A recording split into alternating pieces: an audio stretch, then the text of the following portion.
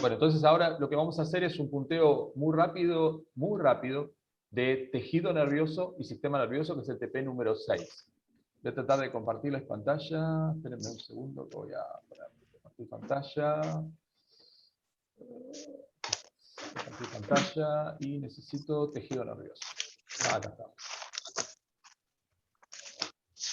Y lo vamos a poner en presentación, así lo pueden ver.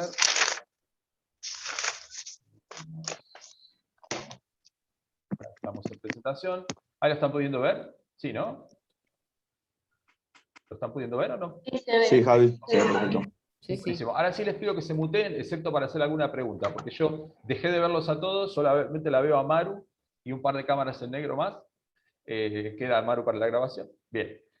Gente, tejido nervioso y sistema nervioso son dos temas extremadamente largos y tienen ciertas complicaciones. Así que lo que yo hice, en lugar de prepararles un PowerPoint diferente, es directamente voy a agarrar el seminario de la cátedra y les voy a marcar algunas cosas que ustedes no tienen que dejar de saber. ¿Eso significa que solo esto que yo les digo es lo que tienen que saber? No. Tienen que saber todos los temas que están en el seminario. Pero hay algunas cosas que son complicadas y que yo les voy a explicar para que las entiendan, porque son conceptos fundamentales. ¿Sí? Bien, vamos a tratar de pasar estas diapos. Aquí vamos a tener el puntero. Bien, puntero láser. Bien. Primero que nada, ustedes tienen que saber que en tejido nervioso hay como dos categorías de células, ¿sí? Por un lado tienen las neuronas, que son las que se dedican a la interconexión, son redes que se dedican a interconectar, que son excitables y que además tienen conducción, o sea, se comunican unas con otras. Y alrededor de ellas tienen diferentes tipos de células de la glía que se dedican a otras cosas. Es como si ustedes pensaran cada neurona como una pequeña computadora, ¿sí? Y alrededor tiene una serie de células que van a ayudar a que esa computadora funcione bien, ¿sí? Y se pueda conectar bien y sus conexiones estén bien. Este es el típico dibujo de hecho es un dibujo del ROS. Sí, Alison, por favor, muteate, ahí te muteo yo. Listo. Bien. Este es el dibujo típico de una neurona, ¿sí? Una neurona tiene esta estructura. ¿No quiere decir, esto quiere decir que todas las neuronas son iguales? No. Ahora vamos a ver que son bastante diferentes. Pero cualquier neurona que ustedes dibujen va a tener un soma neuronal o cuerpo neuronal o pericarion, dependiendo del libro o el apunte que miren. Va a tener dendritas, que están acá arriba, ahí arriba, ¿sí? Que es por donde va a llegar la información. Esta información se va a integrar en el soma neuronal y se va a emitir un impulso nervioso a través del axón. ¿Hay alguien que no está muteado? Ahí lo muteo. Bien. Se va a emitir a través de un axón. Algunos axones como este van a estar mielinizados. Ahora vamos a ver en un minuto lo que es. Y otros axones no van a estar mielinizados. Los axones mielinizados van a tener una conducción mucho más rápida del impulso nervioso, ¿sí? Finalmente el impulso nervioso va a llegar a un lugar que generalmente es una sinapsis química donde se va a hacer conexión con otra neurona. Puede ser con dendritas de otra neurona, o puede ser con el soma de otra neurona, o puede ser una zona, por ejemplo, donde haya otro tipo celular, como puede ser una placa neuromuscular en el músculo. ¿Ok? Sigo. Si alguien me quiere hacer alguna pregunta, me chifla, me avisa. Las evaginaciones no son las dendritas. Las dendritas son del dendritas, soma. no las pienses como evaginaciones. Las dendritas son dendritas, a través de las cuales la neurona recibe información. El axón es a través del cual sale la información. No las piensen como protuberancia, no, son estructuras especializadas, que incluso tienen un citoesqueleto especializado. Son altamente especializadas. Esta es una imagen típica de lo que ustedes van a ver de una neurona, ¿sí? Ustedes me van a decir, che, pero ¿dónde está el axón? Acá estoy viendo el soma nada más y algunas dendritas. A veces veo el inicio del axón. Claro, porque recuerden que acá siempre estamos hablando de forma tridimensional. Cuando yo les muestro esto, les estoy mostrando una neurona cortada longitudinalmente, muy bella, en una posición en la que uno raramente las ve. Porque en general lo que está pasando es que, por ejemplo, si por acá saliera el axón me está cambiando de plano, miren mi mano, cambia de plano, entonces el corte no me lo permite ver completamente. Por lo tanto, lo que ustedes van a ver en general son somas neuronales con alguna que otra prolongación, el inicio de las dendritas, el inicio del axón, pero no van a llegar a ver el resto de las cosas. Esta tinción es una tinción de Cajal.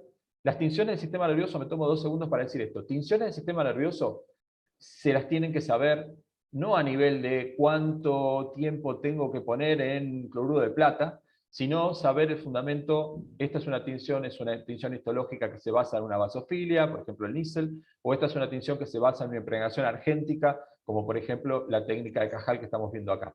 La técnica de Cajal es una impregnación argéntica que hace que sobre los neurofilamentos, entre paréntesis, filamentos intermedios de las neuronas, se deposita el metal de plata y se ve con este color amarronado negroso, ¿sí? Fíjense que alrededor yo veo un montón de prolongaciones de otras neuronas que estaban en otros planos, que las veo cortadas. Esta es una típica imagen de lo que van a ver en tejido nervioso. Bien. Cuando yo les decía, esto en el seminario de la cátedra no está activado porque es un PDF. Pero fíjense lo que yo les quería mostrar. La información entra por las dendritas de la neurona, se integra acá, la neurona decide si dispara o no, y manda su impulso nervioso hacia el telodendrón, o sea, el final del axón, donde están las sinapsis químicas, donde se va a conectar con otra neurona. De esa manera forman redes. ¿Ok? Bien. Las neuronas vienen en diferentes sabores, ¿sí? Tienen diferentes neurotransmisores, léanlo un poquito, pero además sus somas neuronales y su morfología es muy diferente. Fíjense que a esta neurona yo le llamo pseudomonopolar, porque el axón se parece mucho a la salida de las dendritas. Yo no puedo discriminar quién es quién si no hago una inmunistoquímica. Fíjense que sale una sola prolongación. Mientras que otras neuronas, por ejemplo, esta es una neurona piramidal, porque tiene forma de una pirámide. Recuerden las pirámides de Egipto, que son tridimensionales, ¿sí? Porque esto es una neurona piramidal, es como un triángulo, pero no me digan es un triángulo, es una pirámide, porque es tridimensional, ¿sí? Después tienen interneuronas que son de esta manera, que lucen de esta manera, son cortitos, los axones son cortitos porque son conexiones locales. Tienen, por ejemplo, una neurona de Purkinje que tiene dendritas extremadamente complejas y el axón sale por abajo, muy chiquitito, casi ni se ve. Después tienen neuronas como esta, es una neurona estrellada que se conecta con un músculo estriado esquelético, con una placa neuromuscular. Alguien preguntó en el foro, creo, acerca de placa neuromuscular. Léanlo, porque es un tema súper importante, muy importante para los médicos desde el punto de vista de funcionamiento de los órganos y además desde el punto de vista de la toxicología, ¿sí? Porque hay moléculas tóxicos que bloquean esta unión y hacen que no podamos mover los músculos, y eso es un flor de problema para la vida. Bien, y hay neuronas bipolares donde el axón y las dendritas se confunden y uno no sabe con cuál está lidiando. Pero todas las neuronas, más allá de su morfología, tienen dendritas y tienen axones, ¿sí? Otro concepto que tienen que saber es sustancia gris y sustancia blanca. Las cosas, este es un corte de un cerebro humano, ¿sí? Ya lo van a ver en Neuroanato, todavía no llegaron a ese lugar, pero ya lo van a ver. Es un corte de cerebro humano, un corte como si estuvieran viendo mi cabeza, que además como no tiene pelo está muy bueno para poder ver el cráneo, ¿sí? Es como si estuvieran viendo un corte de frente de mi cerebro, ¿sí? Menos mal que no lo están viendo, porque si no yo no estaría contándoles esto, pero pónganle, si lo estuvieran viendo verían eso. Entonces, en el cerebro humano y en el cerebro de la mayoría de los mamíferos, las neuronas están acumuladas, los somas neuronales están acumulados en un lugar y los axones están acumulados en otro. Entonces, fíjense que se ve esta zona del borde de la corteza cerebral humana, se ve como más oscura, amarronada, grisácea. A eso le llamo sustancia gris, donde los somas neuronales están acumulados. Los axones, hay axones cortitos en la sustancia gris, pero la mayoría de los axones largos salen a la sustancia blanca y se agrupan en sustancia blanca. Imagínense la sustancia blanca como esos cables de teléfono o de internet que tienen un montón de conexiones adentro, que tienen un montón de cablecitos adentro. Ahora son de fibra óptica, antes eran de cobre, pero es lo mismo, es como un gran paquete con un montón de cablecitos adentro. Imagínense la sustancia blanca de esa manera. Todos los axones se acumulan en ese lugar y salen desde los somas, ¿sí? Pero en la sustancia gris solo tengo somas. Los somas están, repito, la sustancia gris, los somas están en la sustancia gris. No es que solamente hay somas, perdón que ahí yo lo dije apurado y confuso. Repito, los somas neuronales están acumulados en la sustancia gris. Y en la sustancia blanca tengo la mayoría de los axones. ¿Cómo lo veo? Bueno, si voy a la sustancia gris voy a ver somas neuronales. Acá los tienen con la tinción de Nissl, por ejemplo. En la tinción de Nissl se ve muy linda la neurona porque tiene un núcleo muy grande, con cromatina laxa, nucleolo muy evidente. Es una célula que se dedica mucho, ya vamos a hablar un poquito de la ultraestructura, pero se dedica mucho a fabricar proteínas. Tiene un axón extremadamente largo, algunas de ellas. Para que ustedes se den más o menos una idea de tamaño, uno podría pensar que un axón del tamaño de la manzana de la Facultad de Medicina, o sea, una cuadra por una cuadra por una cuadra, tendría un axón que llegaría hasta Rosario, y sería un tubo más o menos de 2 metros de diámetro. Esa es la idea. Todo ese axón ustedes lo tienen que sostener con citoesqueleto, por lo tanto tienen que fabricarlo en algún lado, por lo tanto la neurona es una célula con mucha actividad de síntesis de proteínas, por lo tanto cromatina laxa, nucleolo evidente, ribosomas muchos, ¿sí? Retículo rugoso mucho, y eso hace que con NISL ustedes puedan ver que el citoplasma se marca con una basofilia muy intensa, producto del retículo rugoso y el RNA que está en los ribosomas. Si ustedes van a la sustancia blanca, tal cual, lo ven como si fuera un corte de esos cables telefónicos o de internet que llevan muchas líneas, ¿sí? Lo ven de esa manera. Esto además está mielinizado, la mielina tiene mucha cantidad de lípidos, por lo tanto no se tiñe con la técnica histológica rutina, lo van a leer.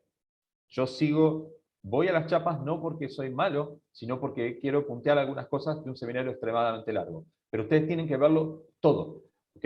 Y además ver los videos que lo hizo un docente que le gusta mucho el sistema nervioso de la cara. Ergo. Javi, la Sí. imagen de sustancia blanca sería un corte transversal. Exacto, exacto. Muy bien, sí. Acá yo les dejé en el seminario un cuadrito, está en el seminario de la cátedra también, no se enloquezcan para copiarlo, pues está en el seminario de la cátedra, lo tienen en PDF para bajarlo. ¿Qué hay en sustancia gris y qué hay en sustancia blanca? Porque a veces eso genera un poco de lío. Somas neuronales tengo solo en la sustancia gris. Somas neuronales tengo solo en la sustancia gris. Yo veo un soma neuronal, estoy en sustancia gris, y no me puedo confundir. Células de la glía, estas células que están alrededor ayudando a que las neuronas funcionen bien, hay en ambos lugares. Células de la glía hay en ambos lugares.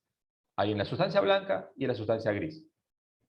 Endotelio vascular, yo no hablé de los vasos sanguíneos. Vamos a hablar un minuto, en Barrera hablamos un minuto de eso. Vasos sanguíneos. Endotelio vascular. Obviamente hay en todos lados. El cerebro de una persona como yo, de 80 y pico de kilos, pesa más o menos 1 kilo. Y se lleva el 30% de toda la energía de mi organismo. ¿Sí? No importa si hago más deporte o menos deporte. 30% de toda la energía que yo produzco en mi organismo, con mitocondrias en todos lados de mi organismo, se la lleva el cerebro, ¿sí? Porque tiene una alta tasa de consumo metabólico. No por nada, si uno tiene un paro respiratorio, se produce muerte cerebral antes que tengamos problemas cardíacos incluso. Después el corazón también deja de funcionar. Pero primero hay muerte cerebral producto de la hipoxia, ¿ok? Porque necesita mucha glucosa y mucho oxígeno. Axones, obviamente hay en ambos lugares. Tal vez más largos en la gris que en la blanca, pero siempre hay. Porque en la blanca tengo conexiones entre neuronas locales que están integrando señales. Lo vamos a ver cuando veamos un poquito algo del cerebro. Dendritas sí tengo en la gris, no tengo en la blanca. Porque las dendritas, ¿se acuerdan que eran como los pelitos de las neuronas? Si mi palma de la mano es el soma... esperen que lo alejo un poquito ahí. Si mi palma de la mano es el soma neuronal, estas son las dendritas, y este es el axón. El axón es largo, llega hasta otro lado, entonces puede llegar a la blanca, mientras que las dendritas están donde está el soma. Por lo tanto, si los somas están en la gris, solamente hay dendritas en la gris. ¿De acuerdo? Sinapsis químicas, o sea, conexiones entre neuronas, solo en la gris, porque ahí es donde van a estar charlando entre sí los somas neuronales. Javier, ¿esto quiere decir que el axón sale de un soma en la sustancia gris, anda un camino largo y debe entrar a otro lado donde también haya sustancia gris? Sí, es básicamente así. ¿Ok? Siempre las neuronas conversan entre sí en zonas de sustancia gris, excepto cosas medio raras como la placa neuromuscular, donde una neurona conversa con un músculo estriado esquelético y permite que yo mueva mis dedos, mis manos, etc. Diafragma. ¿Okay? Bien. 2 palabras del soma de la neurona. Esta es una ultraestructura del soma de la neurona. Ustedes cuando dibujan un soma de una neurona en ultraestructura, le ponen mucho de todo y no se van a equivocar. ¿Qué quiero decir con que le ponen mucho de todo? Le ponen muchas mitocondrias, mucho retículo rugoso, mucho retículo liso, mucho Golgi. Nunca se van a equivocar. Recuerden que además la cromatina es laxa y el nucleolo evidente, pues son células que están expresando mucha cantidad de proteínas, sintetizando mucha cantidad de proteínas. Además hay lisosomas, hay vesículas, bueno, dibújenle todo y está bien.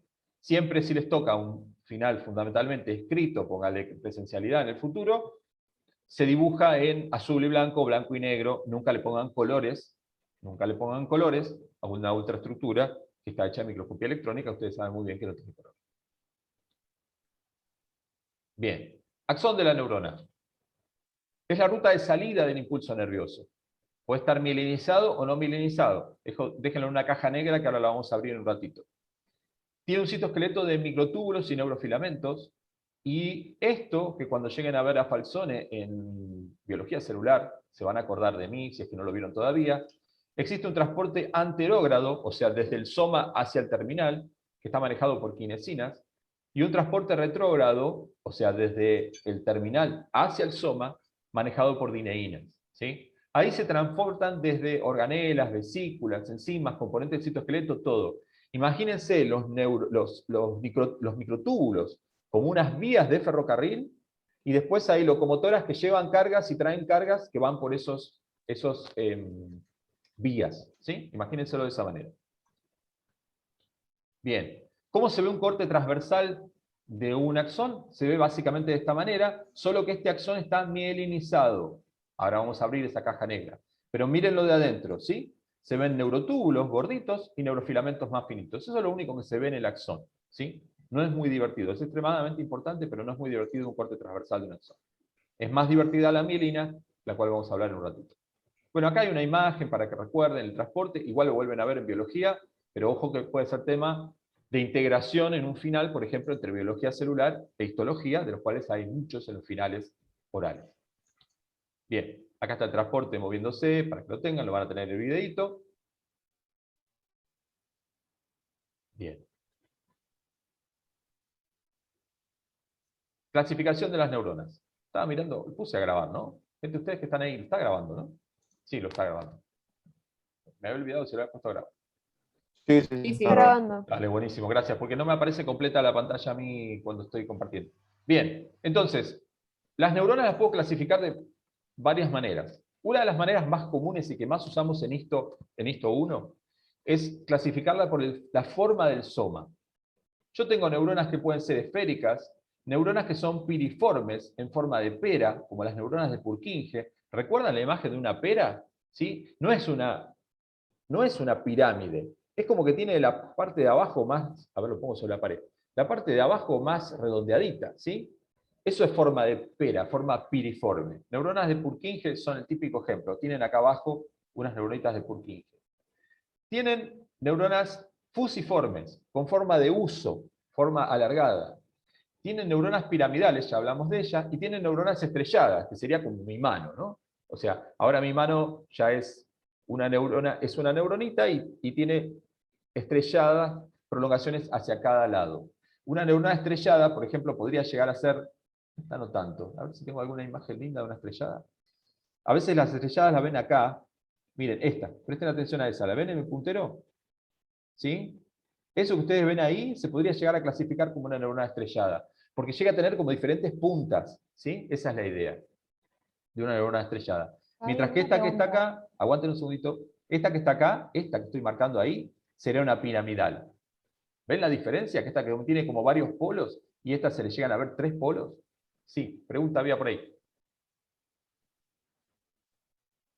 Creo que puede ser que en el TP pasado, en el de, creo que era muscular, estábamos hablando de las fibras de Purkinje, y en este caso son las células de Purkinje, hablando de las neuronas, o es en Neuronas, otro sí, TP eso. se puede decir neuronas de Purkinje. El señor Purkinje, yo estuve en la tumba de él, está enterrado en un lugar en Europa, y fui a un cementerio y saqué una foto de la tumba de Purkinje. Pero no importa, esas cosas raras que hacemos, lo que hacemos, histología. Todos se sacaban en la tumba de Tchaikovsky, el músico, y yo me sacaba la de Purkinje. Este tipo está loco, pero bueno, bien. Purkinje era un señor que hacía histología hace muchos años y le puso su nombre a varias cosas. ¿Ok? Entonces, bueno, nada, le puso fibra de Purkinje y estas son las neuronas de Purkinje. ¿Sí? Él le puso células de Purkinje, pero hablemos neuronas de Purkinje, así no se confunden y tienen en claro dónde estamos. Eso pasa, van a ver qué pasa en algunos otros temas en esto, sobre todo con los histólogos clásicos que describieron las cosas por primera vez. Después podemos clasificar las neuronas por la Una polaridad. pregunta. Entonces, Sí, a ver, dale. dale. Te escucho. Iba a preguntar que se pueden encontrar muchos tipos de neuronas en un mismo lugar también. Entonces, no es que cada una tiene. Aguantame a que hagamos en el segundo Zoom, hagamos sistema nervioso y ahí vas a ver que en realidad no están en cualquier lugar, sino que están en algunos lugares en particular. Pero por ahora me interesa que las tengan en general. También podemos clasificar, ¿se acuerdan? Clasificamos por la forma del soma. También podemos clasificar por la polaridad, entre comillas, que tienen las neuronas. Neuronas apolares serían las que pareciera que no tienen ninguna prolongación. Si esta no tuviera esta prolongación que se ve acá, podría ser una apolar, como que no se le ven prolongaciones o son demasiado cortas. Unipolares son neuronas que tienen una sola prolongación. Ahora sería esta de vuelta, pero con una sola prolongación. Pseudo unipolares serían, por ejemplo, las que están acá. Fíjense, estas que están en la letra C. Estas son pseudo unipolares o pseudo monopolares. Porque parecería que son de un solo polo, pero en realidad esto después se abre en un axón y una dendrita que yo no puedo saber quién es quién. Esas serían las pseudo monopolares o pseudo unipolares. Pseudo porque parecen unipolares, pero no lo son. Bipolares, ¿sí? No es que se deprimen y después se ponen contentas, sino que tienen dos polos. Y multipolares podría ser, por ejemplo, la estrellada, o si a ustedes les gusta, esta que yo tengo acá, ¿sí? Esas serían multipolares. Se dan cuenta que estamos hablando de lo mismo, ¿no? Sería como clasificar las cosas de una manera o de la otra. Nosotros usamos más que nada la clasificación de somas. Después la podemos clasificar por si son de axón largo o de axón corto. Yo suelo hacer un ejemplo que por ahí está medio atrasado, pero creo que les puede llegar a servir. Si yo estoy en la cátedra de histología y tengo que llamar a la cátedra de anatomía para hablar de alguna de ustedes, bien o mal, lo que yo voy a usar es un teléfono interno de la facultad. Eso sería un axón corto, ¿sí? Porque sería una conexión corta entre los dos teléfonos. Piensen que los dos teléfonos son neuronas, sería una prolongación corta, o sea, no salió del edificio de la facultad. En cambio, si yo llamo a mi tía, que vive en la provincia de Río Negro, seguramente voy a usar un axón largo, ¿sí? Y ese sería de proyección, o sea, la señal está saliendo de Buenos Aires y viajando 1500 kilómetros hasta Río Negro. ¿Se entiende la idea? Entonces, si yo vuelvo al ejemplo del teléfono, pero ahora le pongo el nombre, yo diría que el teléfono entre Histo y Anato es un tipo 2 de Golgi, es una neurona tipo 2 de Golgi, o sea, de axón corto o de interconexión, mientras que la que yo uso para llamar fuera de la facultad sería de axón largo o de proyección, sería una neurona tipo 1 de Golgi. ¿Se entiende la idea? Yo creo que ese ejemplo de los teléfonos, si bien tiene sus años, es interesante para que ustedes lo entiendan. Entonces, puedo clasificar las neuronas como de axón largo, Golgi tipo 1, o de axón corto, Golgi tipo 2. Las de axón corto son conexión local, integración de señales locales. ¿Y en el cuerpo cómo me doy cuenta esa diferencia? No, con esto no te podés dar cuenta porque vos no podés ver tridimensionalmente a dónde llegan. Vas a saber qué tal neurona tiene estas características. Claro. Lo vamos a avisar. ¿Sí? Ok. Bien. Y después, según el lugar en la vía, se puede hablar de neuronas sensoriales, sensitivas, interneuronas, motoras, etc. Pero esto es más un tema de fisio, un poco de anato, de neuronato y después de fisio. Así que por ahora yo se los dejo ahí para que lo vean, pero simplemente eso. Bien.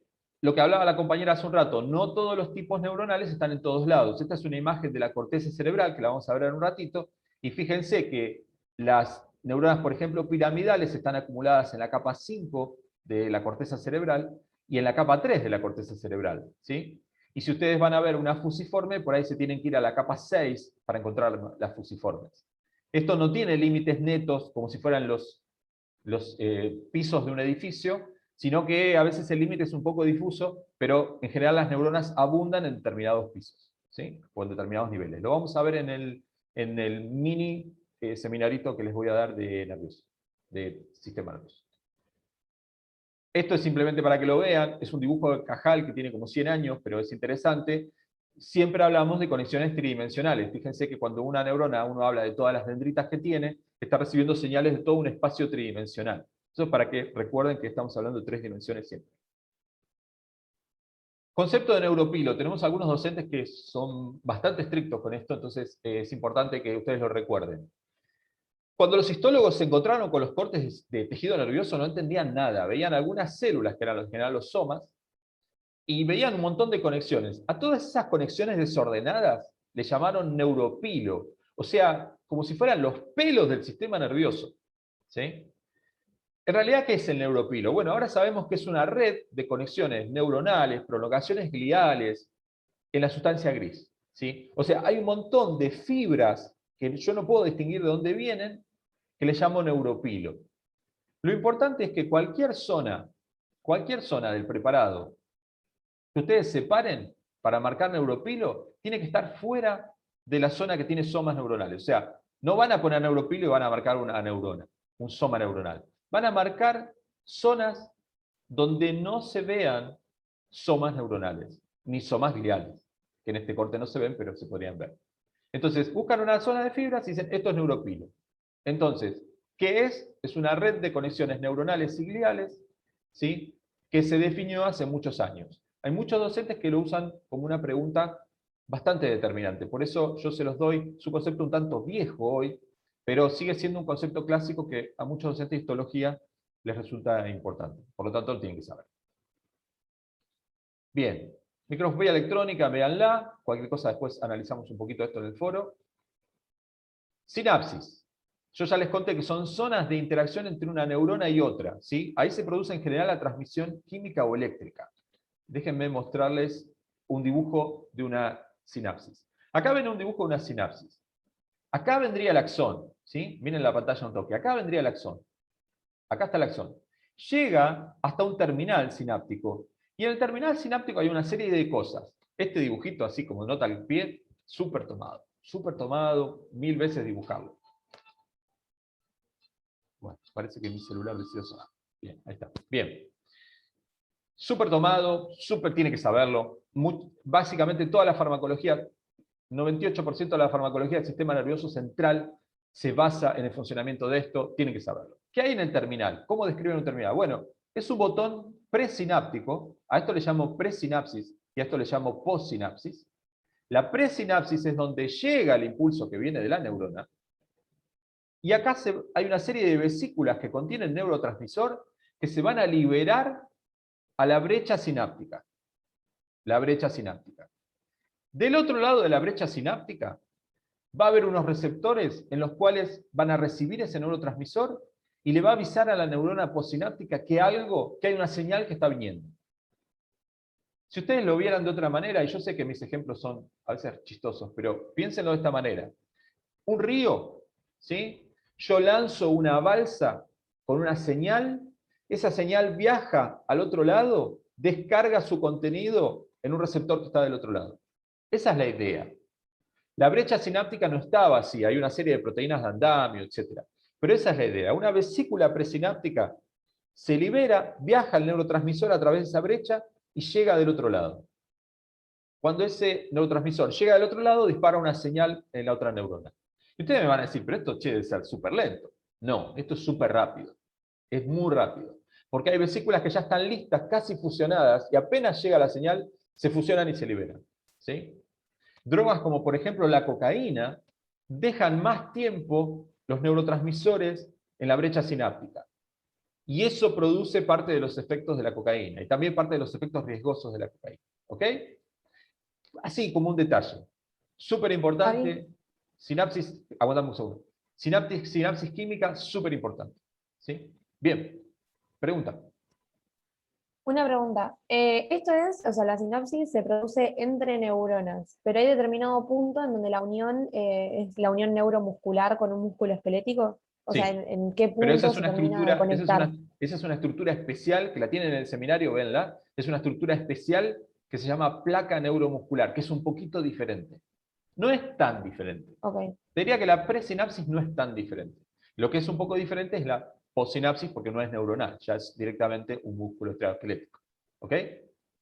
¿Sí? ¿Qué tiene la presinapsis? Tiene vesículas, Ok. obvio, tiene vesículas. La pre, estoy hablando de la pre. ¿Qué tiene la presinapsis? Tiene vesículas, tiene mitocondrias un montón, y tiene, a veces puede tener alguna otra organela, algún ribosoma puede haber, pero fundamentalmente cuando la dibujen, no olviden las vesículas y no olviden las mitocondrias. ¿Sí? ¿Cómo me doy cuenta si estoy mirando en esta microscopía electrónica de la izquierda una pre o una postsinapsis? La presinapsis está llena de vesículas, la postsinapsis no. La presinapsis está llena de vesículas, la postsinapsis no. ¿Por qué tiene una A acá y por qué tiene una D ahí? ¿Por qué? ¿Por qué? Porque la A viene de un axón y la D es de una dendrita. ¿Sí? ¿Se acuerdan que la transmisión era, venía un axón y un axón contactaba con alguna de las dendritas? Esa es la típica sinapsis. Típica que no quiere decir que sea la única. ¿Sí? Ojo siempre con nuestro típico, porque no quiere decir que sea único.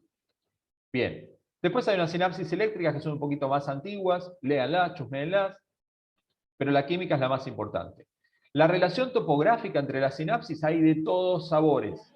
¿Sí? La más clásica es la que yo les dije, pero puede haber de otro tipo, las leen acá.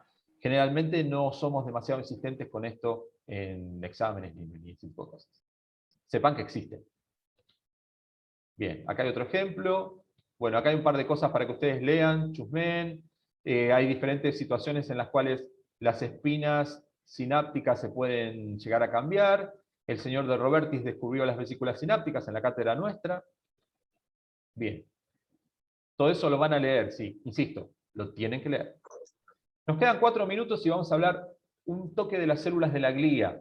Las células de la glía, como yo les dije, ayudantes de las neuronas para un montón de cosas, hay en el sistema nervioso central y hay en el sistema nervioso periférico. Sistema nervioso central le llamamos a cerebro, cerebelo, médula espinal. Cerebro, cerebelo, médula espinal, el sistema nervioso central. Sistema nervioso periférico son todos los nervios que van, por ejemplo, a las placas neuromusculares o a otro tipo de tejido, ¿sí? Que salen por fuera de esa estructura de cerebro, cerebelo, médula espinal. Bien. Si hay nociones de anato que no entienden, les pido que las miren, adelanten un poco porque van a necesitar saberlas. Vamos a hablar un poco de las células de la glía más comunes.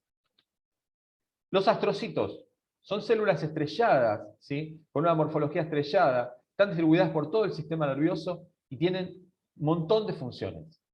Existen unos que son protoplasmáticos de la sustancia gris y existen otros que son más bien fibrosos porque están acomodados entre los axones en la sustancia blanca. ¿Qué funciones tienen? Sostén metabólico y anatómico a las neuronas. O sea, metabólico porque le dan los nutrientes y le quitan las sustancias de desecho a las neuronas. Mi ejemplo, Javi, un mozo muy eficiente en un restaurante. Ustedes se sientan, no se pueden mover, son una neurona, no se pueden mover, y dependen del astrocito, ese mozo muy eficiente, para traerle desde los vasos sanguíneos toda la glucosa que ustedes necesitan y llevarse las sustancias de desecho. Ese es el sostén metabólico. Sostén anatómico, porque separan neuronas entre sí, las aíslan, etc. Segunda función, forman parte de la barrera hematoencefálica. La barrera hematoencefálica es una barrera de permeabilidad selectiva que permite que haya cosas que no entran al sistema nervioso central y otras que sí entran al sistema nervioso central. ¿Sí? El astrocito, a través de una estructura que se llama pie chupador, forma parte de la barrera hematoencefálica. Léanlo y vamos a hacer después algún ejemplo con respecto a eso. Sostén funcional a las sinapsis químicas. Los astrocitos se llevan el sobrante de neurotransmisor que sobra en la brecha sináptica, lo cual permite que la sinapsis siga funcionando también, ¿sí?